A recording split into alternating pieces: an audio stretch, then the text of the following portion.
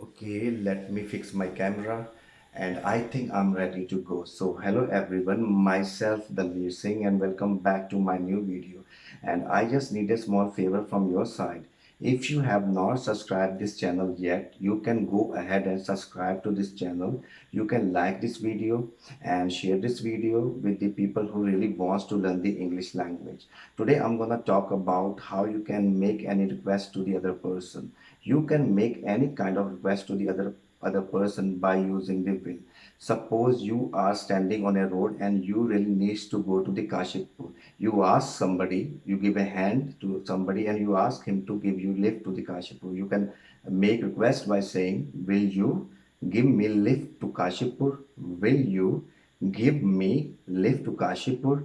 Right? Somebody is on the road and he asked you for a favor. He asked you or he requested you to carry this weight. So he or she gonna ask you, will you carry this weight for me? Will you carry this weight for me? So that is the use of will. Whenever you need to make any kind of request, you can use will, right? So that is the end of the video. Thank you. Take care. Goodbye.